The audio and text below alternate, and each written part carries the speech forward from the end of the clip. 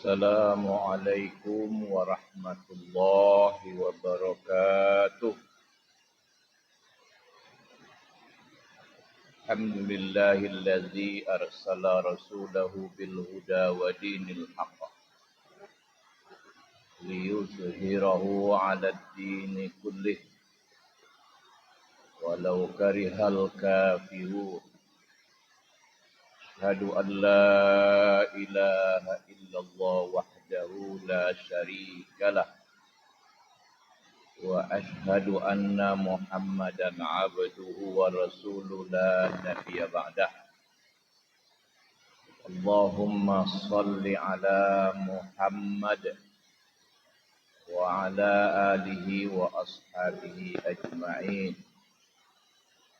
La haula wa la quwwata illa billahil aliyyil azim. Hasbiyallah wa ni'mal wakil. Ni'mal maula wa ni'man nasir. Amma ba'd. Hadirin hadirat saudaraku seiman rahimakumullah. Alhamdulillah kita masih diberi kesempatan oleh Allah untuk memperbaiki diri dalam segala hal. Karena itu mari manfaatkan sisa umur yang tinggal sedikit lagi hidup di dunia ini sebagai umat Muhammad sallallahu alaihi wasallam guna menuntut ilmu. Di mana dalam ajaran Islam thalabul ilmi faridatun ala kulli muslimin. Menuntut ilmu itu wajib bagi setiap yang mengakui dirinya Islam. Maka menuntut ilmu sama wajibnya dengan sholat. Karena itu Muhammad sallallahu alaihi wasallam mengingatkan kepada kita bahwa kita sebagai umatnya umur yang diberikan Allah untuk hidup di dunia ini antara 60 sampai 70 tahun sedikit yang lebih. Nah itu mari maksimalkan sisa umur ini untuk belajar tentang ajaran Islam yang bersumber dari Al-Quran dan Sunnah Rasul agar kita menjadi manusia yang kamil, sempurna dan bisa mewujudkan firman Allah, ya ayyuhalladzina amanu taqullaha haqqa tuqatih wa la tamutunna illa wa antum muslimun. Wahai orang-orang yang beriman, bertakwalah kepada Allah sebenar-benar takwa. Tingkatkan terus ketakwaan kalian karena takwa itu bertingkat-tingkat. Inna akramakum indallahi atqakum. Kata Allah, yang paling mulia di antara kalian menurut penilaian Allah, dalam pandangan Allah adalah yang paling takwa. Dan janganlah kalian mati kecuali dalam keadaan muslim. Sebagaimana kita dilahirkan dalam keadaan Islam, mari kita tinggalkan dunia ini juga dalam keadaan Islam. Kullu mauludin yuladu 'alal fitrah fa abawahu yuhawwidanihi aw yunassiranihi aw yumajjisanihi. Seluruh anak yang dilahirkan adalah dalam keadaan fitrah Islam, suci, mentauhidkan Allah, baik rohnya ataupun jasadnya. Rohnya patuh kepada Allah dengan perangkatnya, jasadnya dengan perangkatnya patuh kepada Allah. Ya. Jasad kita berasal dari tanah berproses tumbuh-tumbuhan hewan, semuanya itu sujud, patuh kepada aturan Allah dan bertasbih. Sedangkan roh sudah mengucapkan syahadat yang disebut syahadat tauhid rububiyah. Alastu birabbikum qalu bala syahidna. Ketika Allah menanyakan kepada seluruh roh manusia, bukankah aku Rabb kalian? Semua menjawab, Iya, kami bersaksi. Nah, karena itu Umar bin Khattab pernah berkata, seluruh bayi yang dilahirkan itu merdeka. Karena itu jangan kalian perbudak manusia. Bapak-bapak, ibu-ibu yang saya hormati, jadi sebenarnya hakikat dari kemerdekaan itu apa? Merdeka yang sebenarnya itu, kemerdekaan sejati itu adalah ketika manusia mentauhidkan Allah. Itu. Ya. Kita sudah merdeka Indonesia dari penjajah. Tapi kenapa hidup kita ini susah? Karena kita dijajah oleh diri kita sendiri, di mana kita tidak mentauhidkan Allah. Atau mentauhidkan di bidang tertentu, tapi tidak mentauhidkan di bidang yang lain. Atau lawan dari tauhid itu adalah syirik.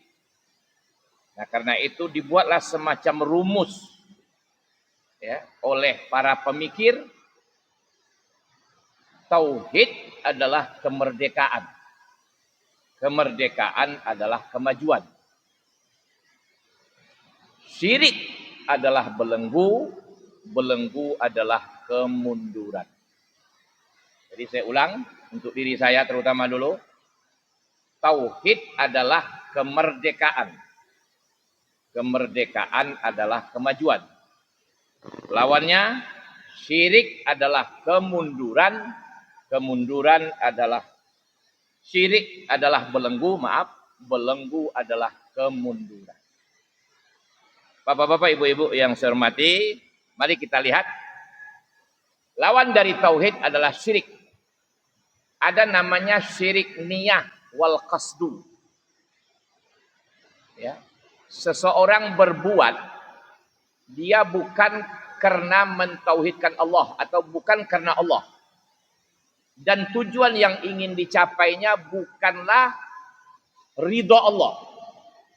Atau kalau mau ditarik lagi, bukan ingin bertemu dengan Allah dalam keadaan harmonis. Ya. Nah, orang yang begitu, itu disebut belum merdeka. Kenapa? Karena dia syirik. Nah, orang begini nanti akan terbelenggu. Nah, terbelenggu inilah yang membuat dia mundur, malah lebih hina dari hewan. Seperti hewan atau lebih hina dari hewan. Nah, kita ambil contoh. Seseorang berbuat dengan niat karena hawanya, keinginan dia. Atau karena makhluk. Ya. Sementara makhluk itu terbatas. Sementara makhluk itu bisa saja berubah-ubah. Ya.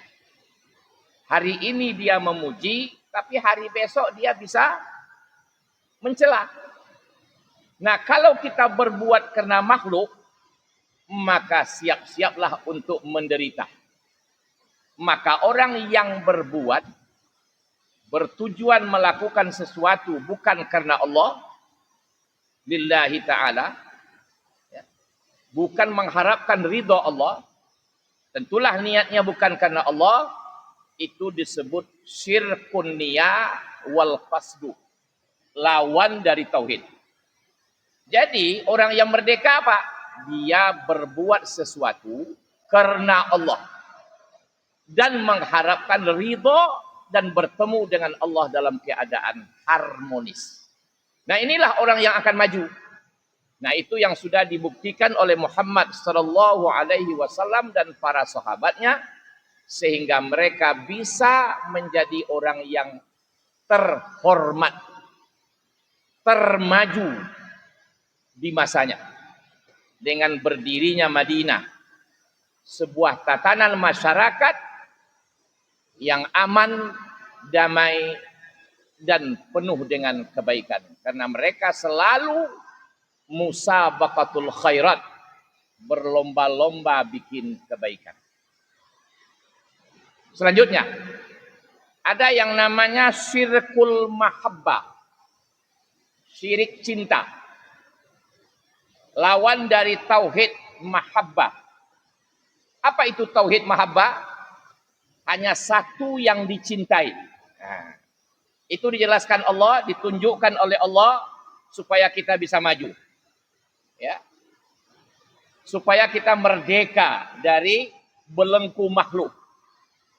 Maka Allah jelaskan dalam surat Al-Baqarah 165. A'udzubillahi minasyaitonirrajim walladzina amanu asaddu hubban lillah. Dan orang-orang yang beriman amat sangat cintanya kepada Allah. Kemudian dijelaskan oleh kekasihnya Muhammad sallallahu alaihi wasallam di mana syarat untuk mencintai Allah harus mengikut Muhammad sallallahu alaihi wasallam.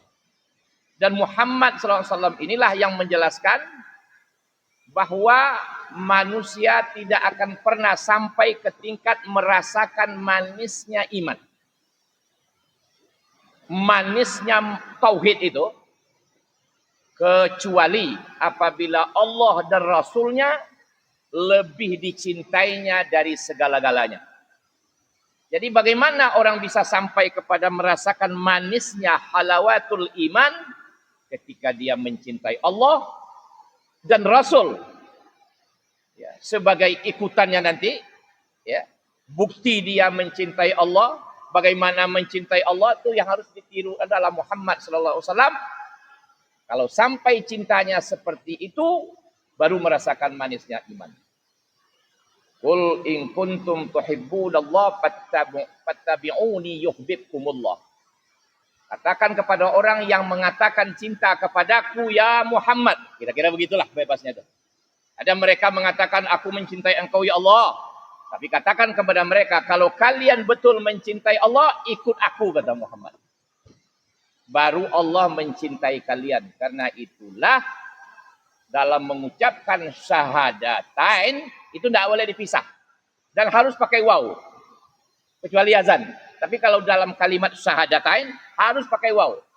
Asyhadu an la ilaha illallah wa asyhadu anna Muhammadar Rasulullah.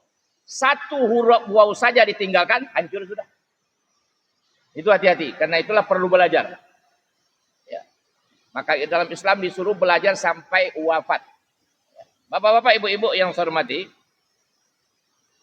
kalau manusia ini ingin maju, maka dia harus mencintai Allah melebihi segala-galanya. Di dalam ayat tadi jelaskan bahwa ada manusia dalam hidupnya ini mencintai berbilang-bilang. Macam-macam. Dia mencintai yang berbilang-bilang itu bagaikan mencintai Allah, kecuali orang mukmin. Kalau orang mukmin dia lebih mencintai Allah dari segala-galanya. Nah, sekarang baik kita lihat.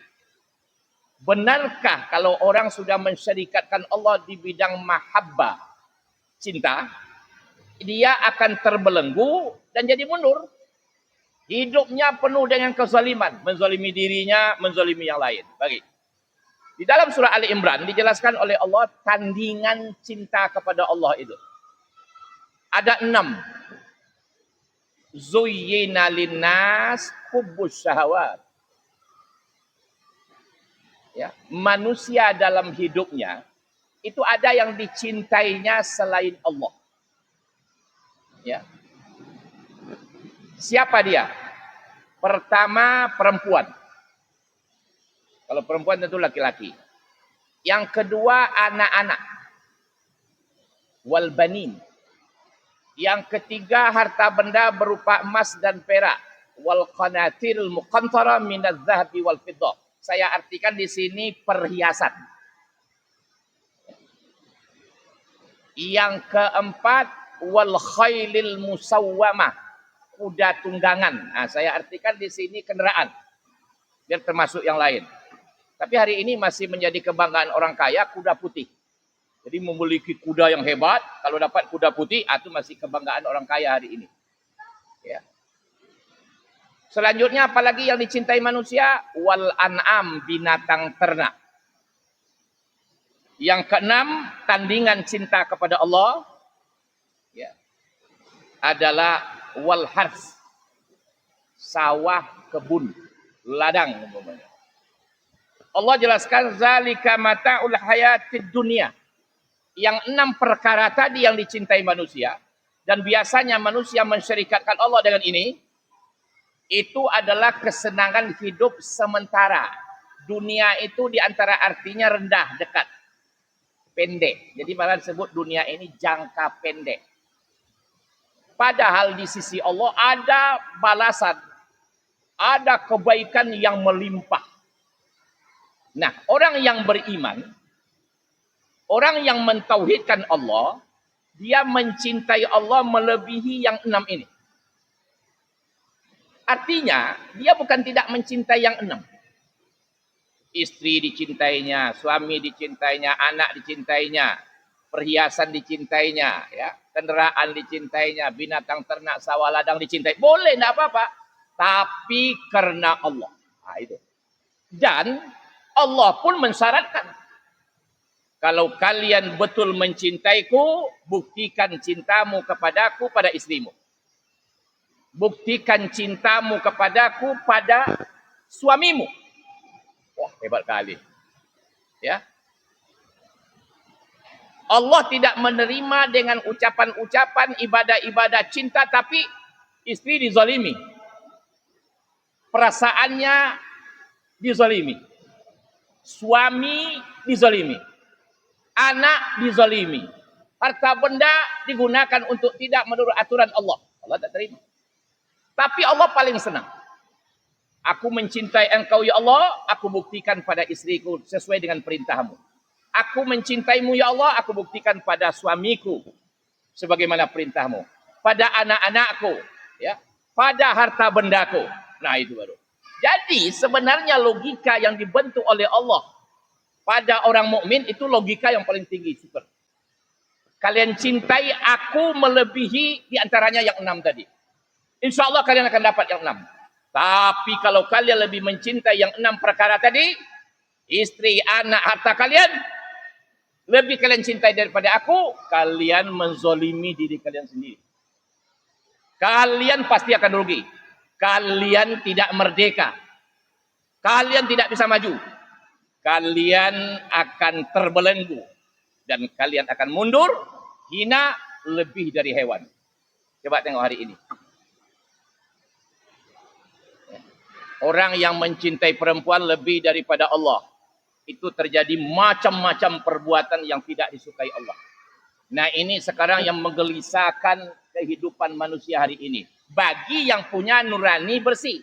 Kecuali yang tidak punya nurani bersih, kotor. Ah, itu biasa aja dia. Tapi bagi manusia yang hari ini punya nurani bersih, gelisah melihat kehidupan hari ini. Kenapa? Karena di mana-mana kesyirikan. Di antaranya syirik mahabbah, syirik cinta. Orang lebih mencintai yang 6 perkara tadi daripada Allah. Itulah orang yang sebenarnya terbelenggu, belum merdeka. Kenapa? Karena dia dijajah oleh yang selevel dengan dia, yaitu makhluk. Selanjutnya, ada namanya syirkut ta'ah. Ya, lawan dari tauhid ta'ah. Syirik kepatuhan. Kalau mau merdeka, kalau mau maju, patuhlah kepada aturan Allah saja. Terapkan aturan Allah di muka bumi ini, kalian akan maju. Dan itu sudah dibuktikan oleh Muhammad SAW. 23 tahun cuma dia dengan cara tauhid membentuk, merubah masyarakat yang begitu bobrok menjadi masyarakat yang maju. Tapi ketika kalian mensyirikatkan Allah di bidang kepatuhan, atiullaha wa atiur rasul wa ulil amri minkum, selanjutnya hati-hati, kalian akan terbelenggu. Kalian akan mundur. Coba tengok sekarang kita Indonesia. SDA kita apa yang tidak ada? Tidak. Malah sampai cemburu, iri, berusaha sekarang orang-orang kafir untuk merebut Indonesia ini, membagi-bagi. Karena SDM-nya melimpah. Di atas, di bawah, di laut, dan lain sebagainya. Tapi karena rakyatnya banyak syirik. Syirik kepatuhan, syirik cinta, syirik niat, syirik qasdu, tujuan. Akhirnya apa kita? Menderita. Pemimpinnya syirik, rakyatnya syirik. Hancur kita. Hati-hati, syirik dalam pengertian yang saya buat tadi adalah syirik belenggu, belenggu kemunduran. Tauhid kemerdekaan, kemerdekaan kemajuan. Coba tengok kepatuhan di bidang ekonomi. Yang kita laksanakan hari ini adalah sistem ekonomi syaitoni, setan. Bidang politik, politik setan. Bidang pendidikan, sama. Akhirnya apa? Kita menjadi kelompok Fir'aunisme, Korunisme, Hamanisme. Ulamanya penjilat kepada yang tiga kelompok tadi. Maka dia disebut Bal'amisme, Bal'am. Ya, yang dulu konco Fir'aun, konco Korun, konco Haman. Karena itu mari bapak-bapak, ibu-ibu yang saya hormati, kemerdekaan yang hakiki adalah ketika manusia mentauhidkan Allah. Maka ketika manusia mensyirikatkan Allah, maka dia akan terjajah oleh dirinya, terjajah oleh makhluk yang selevel dengan dia. Mudah-mudahan kita semua tidak termasuk kelompok itu. Assalamualaikum warahmatullahi wabarakatuh.